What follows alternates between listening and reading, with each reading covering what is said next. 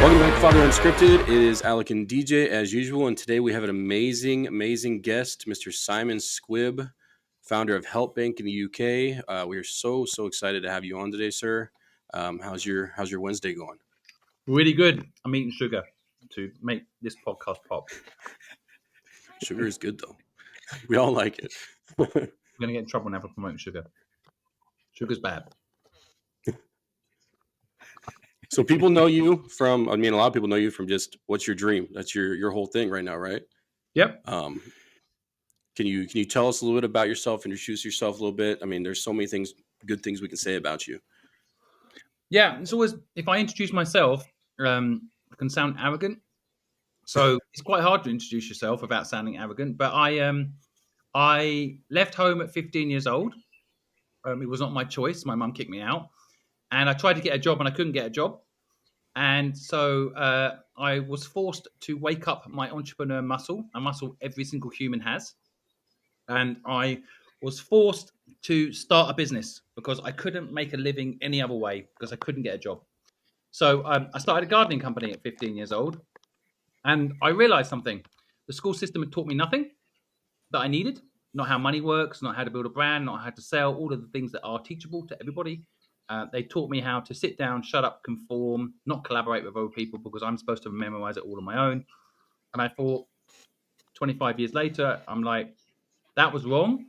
I made it somehow, but that was wrong. And today I'm trying to fix the education system. I have a platform called HelpBnk.com where you can get help for free. And I pay people to help people for free. It's a community of 152,000 people that all pledge to help each other in any way we can. And I run that today. On top of that, I have pushed my social media. I have the number one business video on YouTube right now. If you type in business in the search, I had the most popular business video on YouTube in the world, 4.9 million views. And I basically teach people for free business in that video. And equally, I also ask people in the street what their dream is and then do everything in my power to help that person's dream come true. And I have 7 million followers online with an average 100 million views a week, where we just try to help people that have a dream make it happen. That's amazing. And because you're on Fatherhood Unscripted, you're dad. You're an amazing dad. That's all we can do, right? That's the whole point, is just trying our best and doing what we can for our kids. And changing how you were raised, now showing your son how to be raised and to be a man and do life is amazing. Oh, yeah. He's a big motivator for me. I believe with all my heart that kids don't do what you say, they do what you do. So if you're not doing what you love every day, your kid ain't going to do what they love every day either later. So I tell my son every day that I'm helping people and I'm not expecting anything back because I want him to learn that. And then every single day, I tell him what I'm doing. I get him involved in what I'm doing. I don't separate my work from him. And he helps people too. And I love it. I love having him in my content as part of my life. Everyone tells me I shouldn't do it. I like having him as part of my life. And I let him get involved in the content. And he has helped me and helped people himself. He's only 6. But I absolutely think that, he without him, I wouldn't be doing what I'm doing today. I'm so motivated to make the world a better place for him later. Yeah, that's all we can do, right? I've got 2 and DJ's got 3. And I think that's what we can do. We've talked to other dads that are just like, I don't know what to do with them. I don't know how to do this. I don't do this. But that's all you can do is just show them. And, that's what we're here for, right? Yeah. And I know with some of us, like your parents, they kicked you out. My dad, I've got issues with my dad. DJ's had his issues with his dad. And so we take what we've had in our past and we change that for our kids just to make things better for them. Totally, yeah. Well, I lost my dad when I was quite young, 15. So, but I had a lot of issues with my mother. But I think ultimately, being a parent is not easy. And as I got older and I got kids, I realized how hard it is to be a parent. But I do like being a parent. I have to say, I really enjoy having someone else to focus on that isn't me. And they teach you so much, kids. I think it's been said many times, but my son, I don't teach my son much. He's permanently teaching me stuff. It's true. Like, so here in I'm in California. So It's real hard to get a job now. So I don't know if you know a little bit about us. I lost my job 2 years ago, and so I've been trying to find something since. And I mean, it works for us to where my wife works. She has a job she really loves, but I can be a stay at home dad. So I can just show my kids like, hey, I'm starting a clothing business. Hey, we have our podcast. I'm putting a bunch of work into. We're doing this, and you just bring, like you said, bring them along for the ride. Why not? Because you can show them while they're young and instill those values into them while they're young. Totally. Yeah, I mean, the 0 to 7 years, I see my son, develop because I've installed his ability to make his own decisions. I believe in a child-led parenting, and I let him do what he wants to do, which might sound feral and wild, but like, literally yesterday he decided he likes football and started playing football. I've never pushed him to play football. He decided yesterday he would like to play, and we started playing. And I like that. I like that he's ready. And then letting him develop himself as opposed to me tell him what to do. Everyone's got different parenting style. It's just my personal parenting style. Yeah, No, that's our whole like our catchphrase is there's no one way to do fatherhood. It's all unscripted. There's Yep, you can't go to one person and be like, how do you do this? Like you can take collective knowledge and apply it where you want to, but like there's no one way to do it. totally. for sure. And I agree with you. Independence is the one of the most important things that you can teach your kids to think for themselves. Because, like you said, in school, you're not really taught to think for yourself. You're taught just they tell you how to think and what to do, and like that's just how the structure is. And if you never have that, like asking why something is the way it is, you'll just have people, robots, moving throughout society. And like our son, he's almost 4. He gets himself dressed every day. It's just, my wife and I, we've just instilled in him the independence to pick out his clothes and to put it on. And he's ready to go for the day. Even before I even get up out of the bed, he's up and he has his clothes on ready for the day. He's like, come on, dad. So Oh, that's yeah, no, good. I think it's important that we do that. I gamify that. I'm like, because we have a game like how we do a timer. He's got an Olympic world record of like how long it takes him to get his clothes on. He's down to 9 seconds. So he Oh, likes to have a shit. race. Everything's a game. Yeah, life is a game. If everyone treated life as a game, we'd have a Yeah. lot more fun. So kids teach you that, Yeah. right? My son, Agreed. make everything a game. He doesn't mind doing anything. Just make it fun. Mm-hmm. Um, so you have the staircase. I mean, you talked about in one of your videos that it went up for sale and you're like, I got to have this. And now you've got the buttons, and you said New York, you got one in the UK. How many people do you get per day ringing that button? So for those that don't know, about a year ago, I bought a 5-story high encased in glass staircase. First staircase to ever go for sale in London. And it's just a staircase on the back of a massive building in Twickenham in London. And I bought it at an auction, having never seen it. And when I went to see it after buying it, I basically realized that it could be like the Eiffel Tower for business. And so we decided to put a doorbell on the bottom of the staircase, and people could go there, press the doorbell, pitch their dream to that doorbell, and then we would edit it a little bit and upload it to the 7 million followers that follow me, and basically try to help people's dreams get out there. And I didn't realize it was just a fun idea at the time. There's actually nowhere in the world for people to go if they have a dream and get help for free. At scale, there's nowhere. So we have a queue of people there every day. On average, now and since then, we've replicated this idea in New York, Times Square. We have a doorbell, and in New Zealand, we're about to have one go live. In Hong Kong, we've got one in Lang Kwai Fong, very popular entertainment district. So you can go and press these buttons in these different locations. We're trying to open up at one in every major capital in the world. Um, you can go there, pitch your dream. We will pay for it to be edited and uploaded to make your dream happen. So kind of a modern Shark's Tank, modern Dragon's Den. And yeah, I mean, it's crazy. We get at least 10 pitches a day. I think the maximum we've had in one day is 50. I think if it like on Christmas Day, which is of course in England the day when most people are at home with their family, I think we had over 100 people on Christmas Day go and pitch their dream. Wow. So I think it's really become like also a place where people meet each other. So sometimes in the queue they chat with each other about their ideas, and you get a co-founder while you're waiting in the queue, sort of thing. And it's exciting because we've given people one more way of making their dream a reality. Yeah. And yeah, we're always trying to improve the product. So we just upgraded the doorbell. We're playing around with the edits so that it gets more traction. Some people's pitches are flats. We're trying to train people to pitch better. So yeah, but it's fun. It's a fun way of letting people have one more way of making their dream happen. Mhm. So your kind of catchphrase now is what, like you said, what's your dream? Yeah, How it's such an amazing thing. Like when I think I saw it and I was like, I started following you from your videos, and then you put your book out, and I was like, oh, I got to have his book, and that kind of helped me get in touch with you, which is awesome.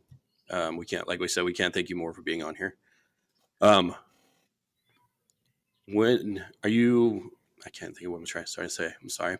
well, first, Um, buying the book. While you think about that, the pre-order of the book is quite important because the more mm, pre-orders I get, the more chances of it hitting the Times bestseller list, which is quite important because I want to get interviewed by Oprah.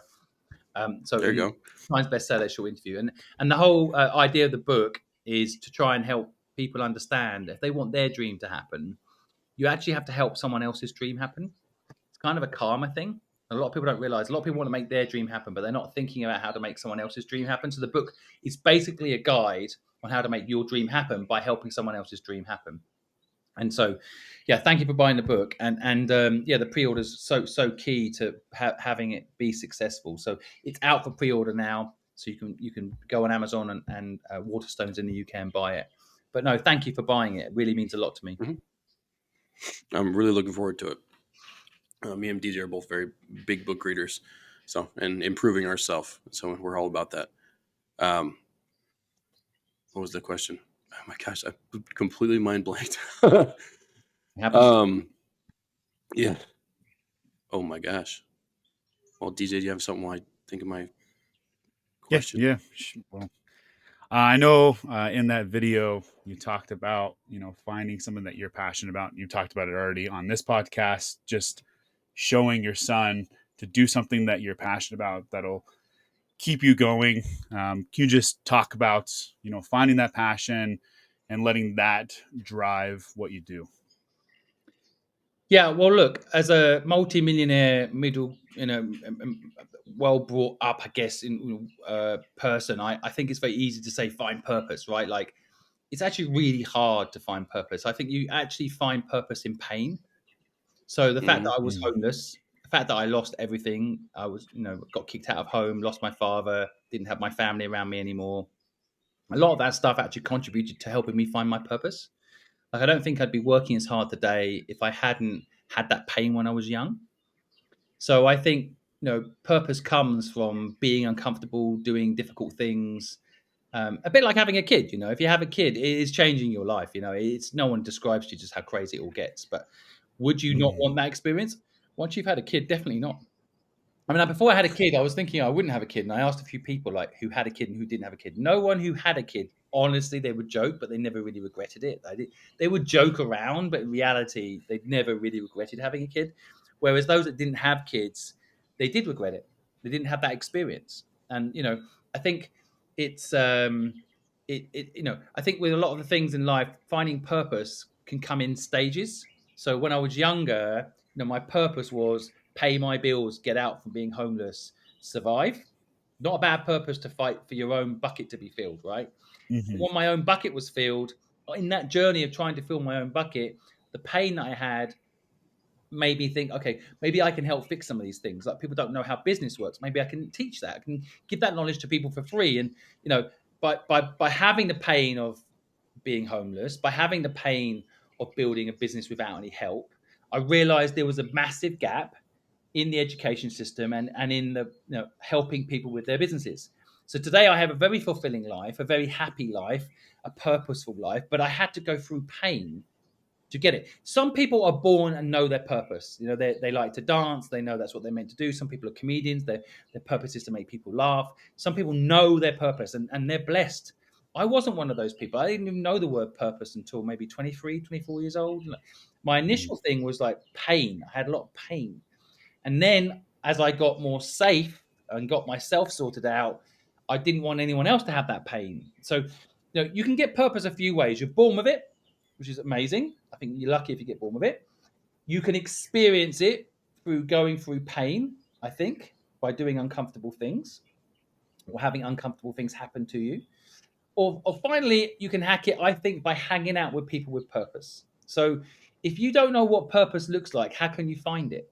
So I always suggest to people, go work with people who have purpose. You're going to see a different energy, like a different level of engagement. The word work is a positive word for me. Like, I love working. Most people, you say work, they're like, I've got to work today. And if you're hanging out with people that feel that way, you're going to feel that way. So, Mhm. so hang out with people that have purpose to find purpose, or go through some pain to find purpose. Or if you're lucky enough to actually be born with it, for God's sake, don't squander it. Go for your passion. I think that's one of the reasons we started this podcast is because, as dads and not knowing certain things and, wanting a place where we could get information, we're like, let's just do it. Like, let's make that place for dads. And we've talked to so many dads now that have like wanted that information or give that information. And like we said, every dad has a different story. So you can get different perspectives on that thing. And then I think something we've talked about now is something taking this podcast and what do we do with it? And how do we go from being faces online to helping more people? And we've actually talked about different things and like making a place for dads and helping dads get jobs and helping dads do certain things.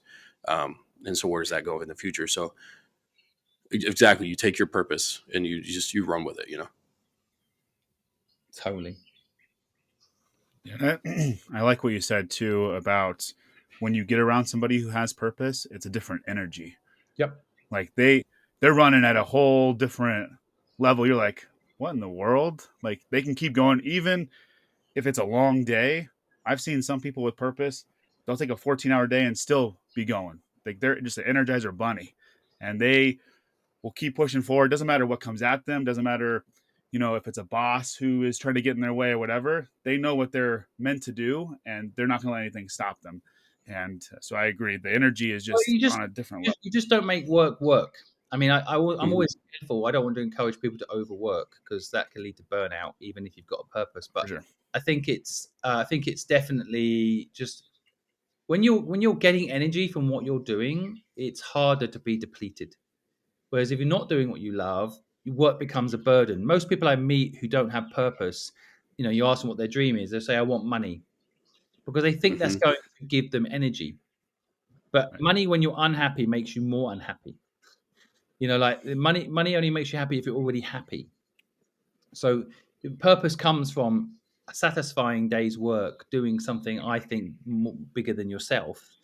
And lots of people don't know this because they've never experienced it. They've just experienced the concept of work being a burden.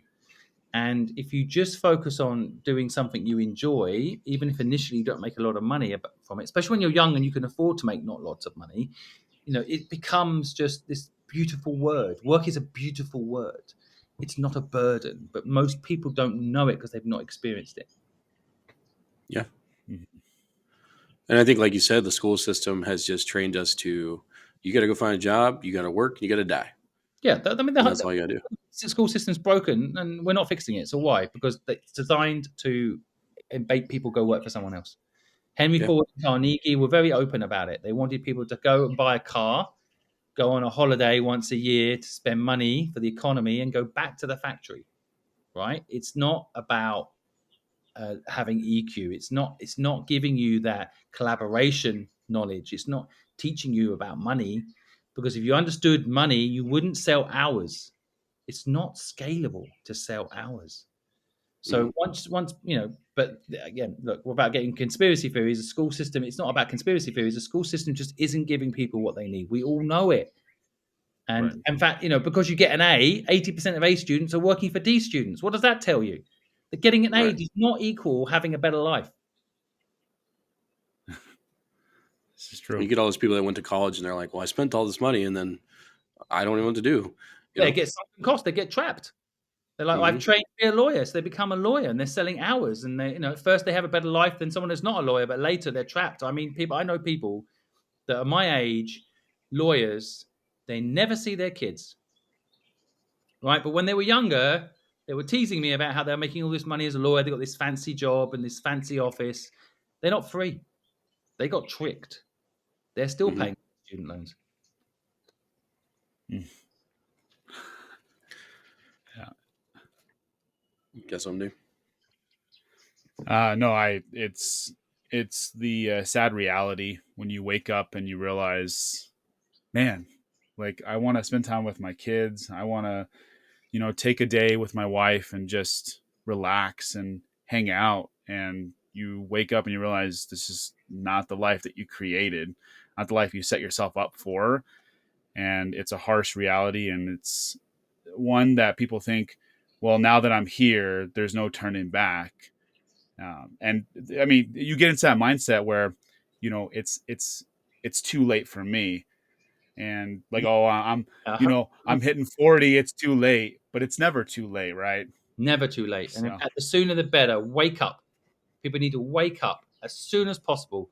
I mean, I think the younger you do it, the easier, because you have less to lose. Middle class is one of the worst situations to be for a lot of people. They get trapped. They've got, a slightly better life than most, but they don't have the life they deserve. I don't want people to get trapped by that. I'm not young enough, like any age, any stage, people just need to believe in themselves and go for it and take risk because it's all a game anyway. And when you don't have kids, you can take a lot more risk. Got to do it when Hmm. I'm yeah. not saying you can't take risks when you've got kids, but it does get harder. I mean, when you become a parent, my whole body changed. Literally, I went from like a selfish individual to like, I got to protect that child at all costs. But that child will not be a happy child if you're not enjoying life. If you're not enjoying what you do, that child will copy. Mm. So you've got to inspire them, and that means doing something you love. I think it's your obligation as a good parent.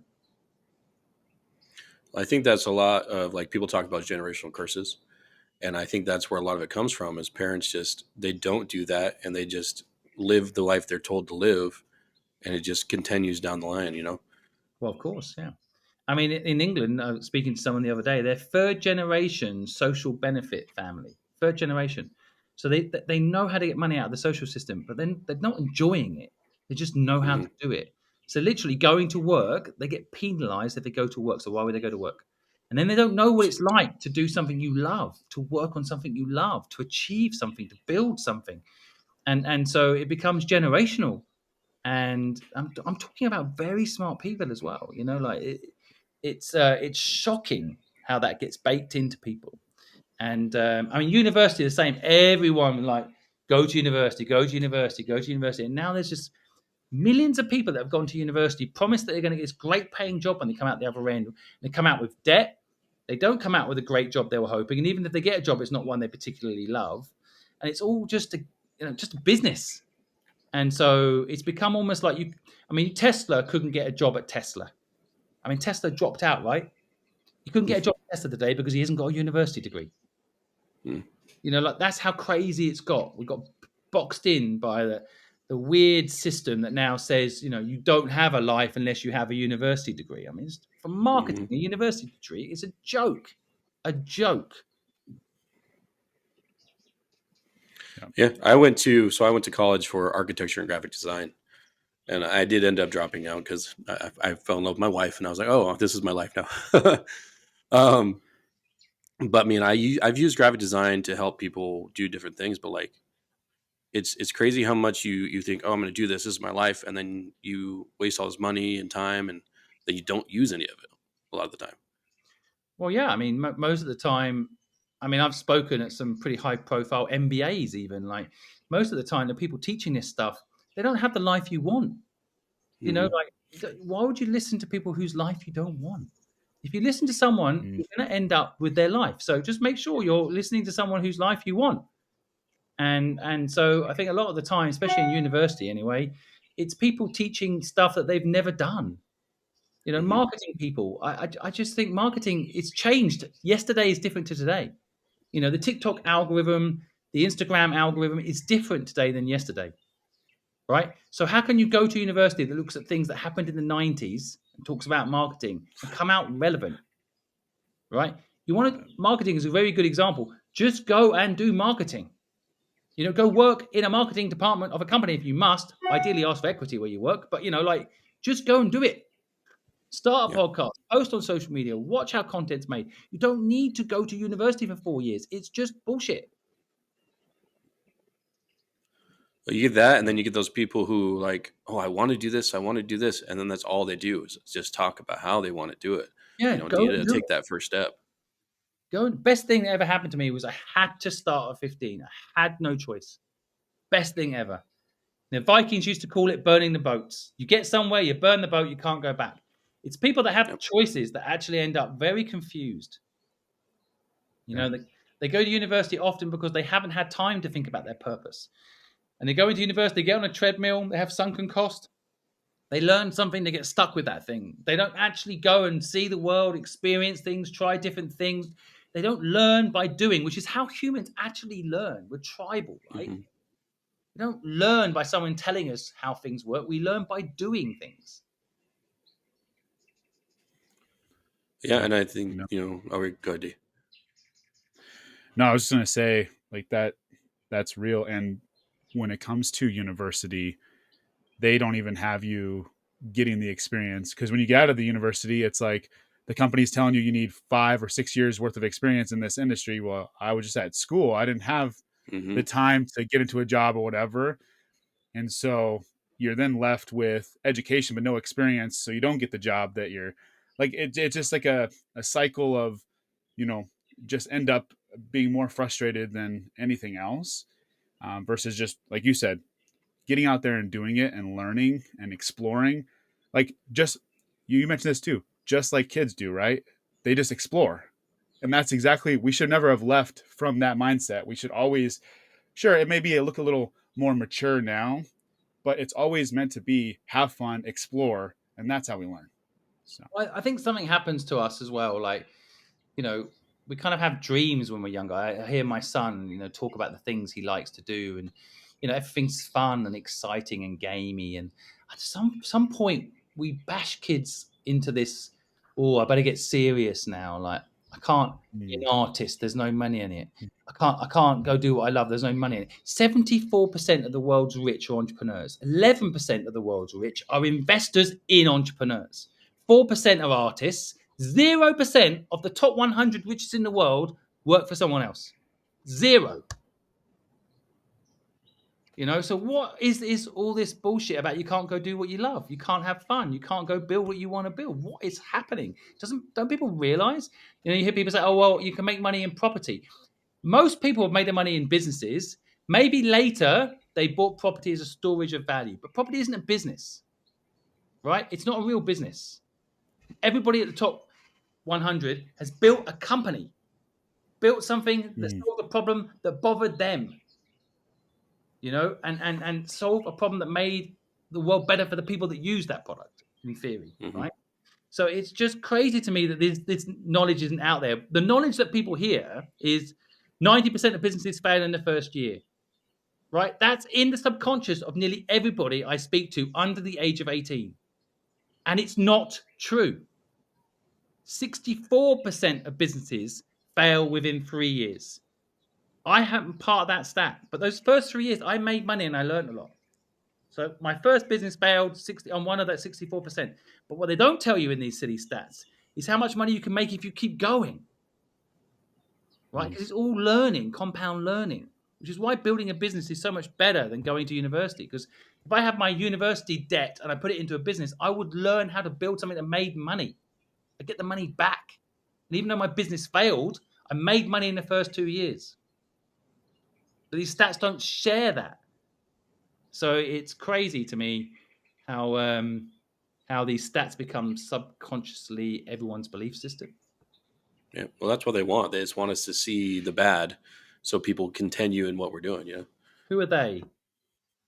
Just the theys. It's interesting, isn't it? Now, who are the they? Because Hmm. you could rename this the conspiracy podcast very quickly. I think they are. Yeah. It's very simple who they are. By the way, it's those that want to make money out of you, Yeah. right? If you work for someone mhm. else, they're only hiring you because they're making money out of you, right? So most successful businesses are not charging by the hour; they're charging by the product. Yep. Okay, so but you're charging by the hour, so you're a fixed commodity price, and they're an unlimited scalable product price. Why would you not be an unlimited scalable product price? Right. Right. So it's partly education, and I honestly think that education at this point is being deliberately suppressed because we know factually there's stuff that people don't know that would help them, like financial literacy, that's not being taught in schools. But equally, I think a lot of people just don't understand that it's not a conspiracy theory. It's literally you buy a car from a car company and you work out how many hours you need to sell to own that car. Now you're selling those hours, you're working for that car company. If you get a mortgage when you're young, you are now working for the bank, right? Just you look at the numbers, what those companies are giving you that money to make you work for them without you realizing it. So you're working for these things you're meant to own. It's a trick. And it's not conspiracy. If you want to understand how things work, follow the money. It's simple. All of these companies are doing their job. They're figuring out how to make you buy from them so you work for them. Because if I said to you, do you want to go work for Ford or do you want to go work for a bank? You'd probably say no. So what they do is they make you buy these things so you end up working hours for those companies. That's all it is. It's just money. So when people Yep. get this, they're like, hold on a minute. Okay, so what do I do about it? Don't sell time, right? Buy time. Don't sell time. It's simple.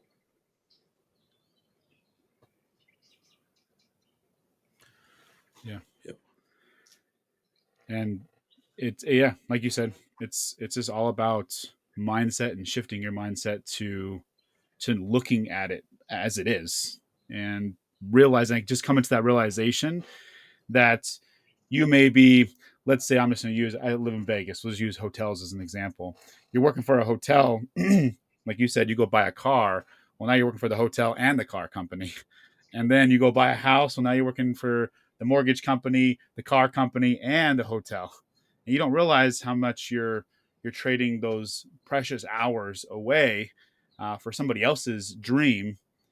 And like, yeah, their product, they get to have the life they want to have, and you're stuck working, you know, 8, 9, 10 hours and trading that time away. And so, no, I like it. I just, it's all about the mindset, learning, Mm-hmm. just follow the money and realize, come to that realization. Again, that's why I made all my YouTube content to help people for free. I don't put it behind a paywall. And I want people to understand how the system works, right? So that they can have informed consent. Whether or not they get a job or not is up to them. But if once they have the knowledge, they Right. have choice. So, my dream is to fix the education system. I want people to understand they've got options, and I want them to learn how to leverage time, not sell it.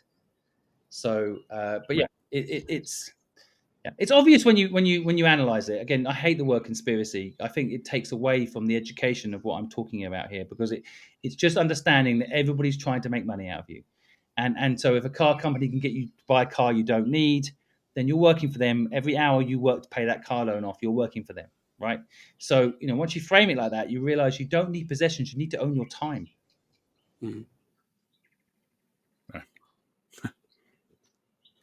Well, I think that's another thing too. Is we see another thing is where we have to base our lives off of someone else's. So like, oh, they have that, I need that, and like it goes back to, I think we're all just in the same trap. Yeah. The marketing companies do a great job making you feel that way. Mm-hmm. Which is, on my social media, I've spent all my time showing people their dreams, showing people's dreams, and then making it happen. You never showing someone's Lamborghini or their big house, because these things own those people anyway, right? I mean, I had a nice car at one point. First week it was kind of cool. Second week it owned me, man. I mean, not only did I get a scratch on it, so now I'm having to spend my time taking it to the garage to get it sorted, but people are looking at me and saying, "Oh, look at Simon in that, in that Lamborghini." And now I'm suddenly the guy that owns a Lamborghini. I'm not Simon Squibb anymore, right? These things Yep. own you. You don't need them. But the marketing companies, they do a really good job of making it really expensive. So if you've got one, somehow it's desirable. Same as home ownership. It's all just a trick to get people to think that they own these things. If you look at the paperwork, you don't own these things. And when you start No, no. living with those things, they soon stop you doing what you love, which means they own you. So true. Well, and I love that you like you said, you don't hide things behind a paywall, because you'll see those influencer who has a Lamborghini, who have this, that's this, and they don't show you how they get there, and they just oh, if you want this, come buy my course, you know. And that's a lot of times nowadays people get stuck into those too. We're like, oh, I'm gonna do this. I'm gonna go pay this guy this much money. So Well, yeah. I I know. mean, don't get me started on people selling pointless courses. I get very upset about that because a lot of the people selling courses, if you go watch my YouTube video, every ad before the video is someone selling a course for what I'm about Mhm. to download for free, because they've gone and got keywords, business, successful business video. They put their ads right in the front of like, do you want to raise money for your company? I'm going to teach you in my course how to do it. And then my whole video explains it for free. Mhm. But so it's kind of an interesting thing, because a lot of the time there is this thing that you don't pay attention. That's what a lot of people selling these courses say, and it's just bullshit. The truth is, Yep. if you don't bring value, people won't pay attention. If you don't have credibility, people won't pay attention. They're using money as an excuse. It's not money that makes you pay attention, it's pain that makes you pay attention. It's not paying, it's pain. The more Mhm. pain you have, the more attention you'll give to solving the problem that you have, right? So that's why Yeah. people pay gym membership and don't go, because they haven't had the health Uh, scare yet. If they're told they might die if they don't go to the gym, they'll go, regardless if they're paying or not. Yep. yeah. They'll find a way. Yeah. I was just gonna say that like a lot of people, start of the year, New Year's resolutions, they buy a gym membership, they go for the first month, and like you said, money doesn't propel them to keep going. They'll just keep paying that gym membership until one day they were like, oh shoot, I probably should cancel this. I never go. But like if you go to the doctor, let's say you had a heart attack or whatever, and they're like, you need to get like your heart healthy, you need to start going to the gym, getting on the treadmill, whatever. Well, that's going to propel them. They don't care how much money they're going to have to pay at that point. They're like, I never want to go through this experience again. So I'm going to use that pain to propel me to get healthy. And so yeah, people want it and they see the value in it, they're going to do it regardless of what they have to pay, if they don't have to pay. Yep, Like your video is long. So if somebody really wants the information, they're going to sit through that 2-hour video and watch and gain the information and take it. And if not, they're going to watch 15 minutes of it and then say, I'm done. I can't do this. I don't want to do this. So, exactly. That's why I say to people, if you, it's not enough to want something. Most people want things. You can't just want it. You've got to need it. You've got to make your mind need it. And that is literally like how you got to change your mind to thinking you just want something. You got to make it so important. Like nurses in England, some of the hardest working people in the whole world, I think, and they go to work every single day. They're low paid, long hours, go to work every single day. In England, everyone goes on strike. Nurses have only ever gone on strike once in 150 years. So why do nurses go to work? Because if they don't go to work, someone dies. If they don't go to work, someone's in pain. They don't just want to go to work, they need to. Otherwise, they know people will be in pain or will die. And I think people need to learn this mindset. Like, if you're going to do something, don't just want it, need it. Which is why I say pain, not paying. Pain causes outcomes, successful outcomes. You can get Yeah. this all in my book, by the way. But I've told you my basic philosophy now, so you don't need to buy the book. yeah. Yeah, no, that pain is what makes you uncomfortable with your current situation. And that uncomfortable, it's like, I don't want to sit here anymore. When you're comfortable, like you're sitting on a couch, like, I could get up, get the remote to change the channel, but do I really want to? Because you're comfortable. If it was something on the TV screen that was making you uncomfortable, like let's say there's some scary movie on, you have fear or whatever, it's going to make you get up and say, I don't want to watch this anymore. It makes me feel weird or whatever. Well, that made you get out of that comfortable place because you got uncomfortable and then it propelled you. So, no, I'm with you. Yep. Thing. Well, Simon, well, like we said, we thank you for even taking this podcast, because we're small beans compared to you. you To know, help. I had a startup podcast once 5 years ago, and people came on my show, and so we all start somewhere, and I love to support new podcasts. So well done, guys. Thank you, sir. Thank you. Thank you for everything you're doing to help everyone, and just continue being you and being amazing and changing the world. Thank you for saying that. Appreciate it. Yep. We look forward to hopefully talking to you again, and I'm sure we'll stay in communication. And thank you, like you said, thank you again for being on. Absolute pleasure. Yeah, thank you. Nice to see you both. Yeah. Take care. Nice to see you too.